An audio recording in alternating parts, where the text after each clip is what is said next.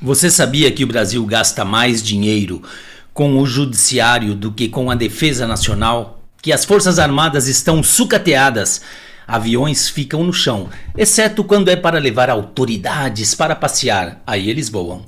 E que navios viram sucatas? E mais, o país ainda paga bilhões em pensões vitalícias para filhas de militares. Hoje vou te mostrar para onde está indo o dinheiro do contribuinte brasileiro. Você acha que o problema do Brasil é falta de dinheiro? Vou te provar que não é. É falta de vergonha na cara. Nós temos uma das maiores economias do mundo, mesmo tendo caído 2 posições no ranking semana passada. Temos um território gigantesco, 8.500 quilômetros só de litoral, fronteiras com quase toda a América do Sul.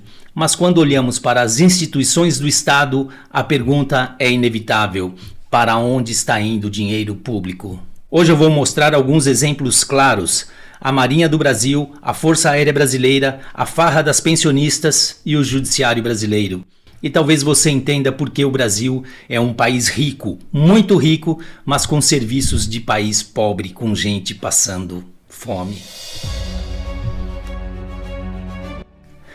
Antes de mais nada, por favor, vou pedir para que você deixe um like no meu vídeo. Se não for inscrito, se inscreva no meu canal. O que eu vou te mostrar hoje chega a ser irritante. Marinha do Brasil. Litoral brasileiro, 8.500 quilômetros de extensão, uma área marítima gigantesca conhecida como Amazônia Azul. Mas mesmo assim o Brasil tem apenas cerca de 70 navios operacionais. A Marinha conta com aproximadamente 77 mil militares e possui 116 almirantes para comandar 46 navios de combate. Os Estados Unidos têm 9 almirantes para comandar 472 navios. Temos 12 vezes mais almirantes que os americanos e menos navios que a Colômbia. Grande parte do problema está no endereçamento do orçamento. Cerca de 85% do orçamento da Marinha vai para salários e pensões. Sobra muito pouco para cuidar de navios, infraestrutura, munição, treinamento, manutenção ou modernização. O resultado é uma frota envelhecida. O exemplo mais simbólico foi o porta-aviões São Paulo, comprado da França nos anos 2000. Depois de anos parados e acumulando problemas, ele foi vendido como sucata por cerca de 10 milhões de reais.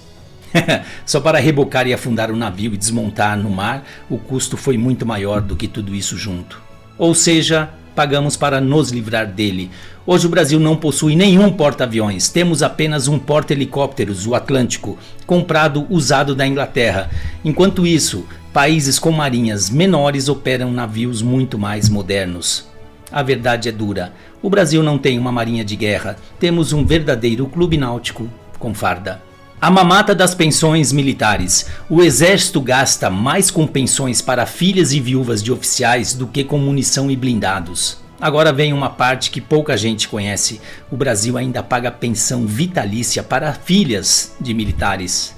Essa regra foi criada há décadas atrás e foi encerrada oficialmente em 2001, mas quem já tinha direito continua com o direito adquirido e recebendo, óbvio. Hoje existem mais de 100 mil pensionistas militares, um verdadeiro exército. O custo estimado é de quase 25 bilhões de reais por ano. Com esse dinheiro daria para comprar 1.000 tanques de guerra todo ano. Algumas dessas pensões podem chegar a 30 mil reais mensais ou mais. E existe um detalhe curioso: para não perder o benefício, a esmagadora maioria das filhas pensionistas evitam casamento no papel, ou seja, no cartório. Casam apenas na igreja, podem ter família, filhos e vida normal, mas continuam recebendo pensão vitalícia do Estado. Enquanto isso, um soldado brasileiro ganha pouco mais de 2 mil reais por mês, arriscando a vida. O contraste é brutal. O Estado brasileiro tem prioridades curiosas às avessas. Nossas fronteiras nem sempre são protegidas, mas as pensões vitalícias, essas são garantidas. Somos o único país da OTAN ou fora dela que sustenta a mulher adulta. FAB, Força Aérea Brasileira. A FAB tem entre 70 a 80 mil militares e mais de 80 oficiais generais entre brigadeiros e tenentes brigadeiros. Mas quando olhamos para a frota de combate, a situação preocupa. Grande parte dos nossos caças ainda são F-5 modernizados, um projeto que nasceu nos anos 70.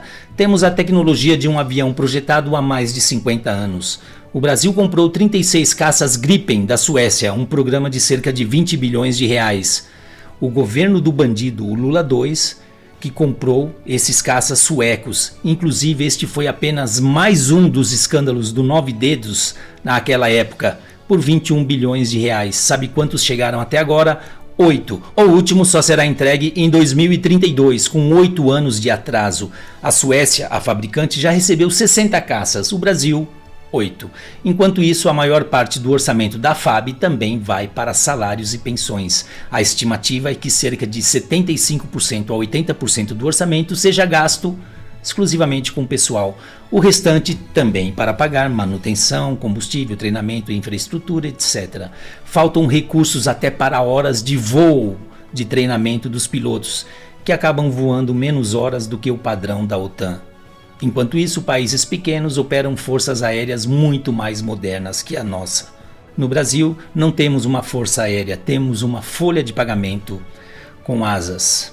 Judiciário brasileiro, o mais caro do mundo, 140 bilhões de reais por ano. Para fazer uma comparação, o Brasil tem cerca de 18 mil juízes, Estados Unidos 30 mil juízes em todo o sistema.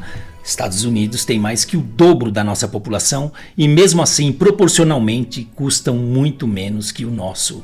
E lá a coisa anda. Aqui temos mais de 80 milhões de processos em tramitação. O simples mortal espera décadas por uma solução do judiciário que nunca vem.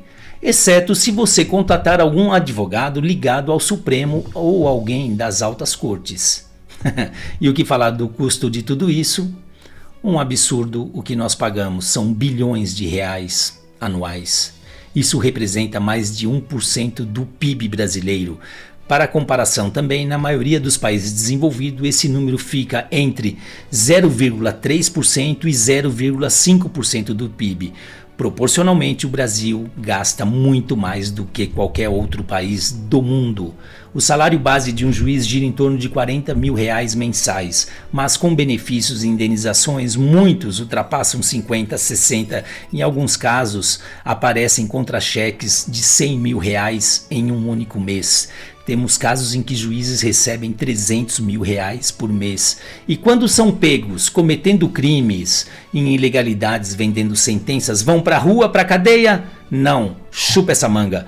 São aposentados compulsoriamente com salários integrais. Além disso, existem benefícios como auxílio moradia, mesmo que o juiz tenha uma casa própria, auxílio alimentação, auxílio livro, licenças diversas e uma infinidade de penduricalhos que jogam seus salários nas nuvens. Eles têm férias de 60 dias por ano e agora instituíram uma licença compulsória. Eles ficam quase meio ano útil sem trabalhar. Só com super salários do judiciário, o Brasil gastou mais de 8 bilhões de dólares. Sabe quanto gastou os Estados Unidos? 271 milhões de dólares. Gastamos 30 vezes mais que os americanos, sendo 10 vezes mais pobres que eles. Enquanto isso, o cidadão comum enfrenta anos esperando por decisões judiciais e o sistema continua com dezenas de milhões de processos parados. A sensação que fica para muita gente é clara: o judiciário brasileiro, principalmente de juiz singular para cima, não passa de um clube de luxo com toga. E aqui está o paradoxo brasileiro: o país que gasta bilhões. Só que boa parte desse dinheiro não vai para investimento, vai simplesmente para salários, benefícios e privilégios. Enquanto isso, os navios envelhecem, os aviões ficam encalhados, processos se acumulam. O Brasil não é um país pobre, mas é pessimamente mal administrado. Países como Israel e Coreia do Sul vivem sob ameaça militar constante. Como vivem em estado permanente de alerta, eles investem pesado em tecnologia, treinamento e equipamentos. E isso faz todo sentido. Já o Brasil, que não enfrenta guerras nem inimigos diretos, gasta bilhões do orçamento militar em salários e pensões, mais de 80% do orçamento. E para quê? Então, para que existem? Para cortar grama, pintar meio fio, prestar continência e serem vassalos de governo bandido e corrupto. Nem para proteger fronteiras eles prestam. Vale lembrar que, por desconhecimento nosso, as Forças Armadas eram uma das mais respeitadas instituições brasileiras. Hoje sabemos que o alto comando não passa de um bando de vassalos dos corruptos. E a pergunta que fica é simples: até quando o contribuinte brasileiro vai aguentar sustentar um Estado tão caro e receber tão pouco em troca? E pensar que nós, os trouxas, depositamos nossas esperanças na justiça e nas forças armadas. Somos ou não somos um país de otários? O problema do Brasil não é falta de dinheiro, é falta de vergonha na cara.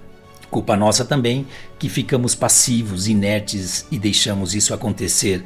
Um país de pobres e miseráveis com vigaristas no poder, na cúpula, nadando no dinheiro público e defecando para o país, pátria e seu povo. Se é que eles sabem o significado dessas palavras, país, pátria, povo. Não estão minimamente preocupados com isso. O que eles querem é se dar bem às nossas costas. E estão conseguindo isso de uma forma maravilhosamente eficaz. Valdir Palma, de Bragança Paulista. Um like no meu vídeo, se inscreva no meu canal. Até a próxima, claro, se houver, se deixarem. Forte abraço.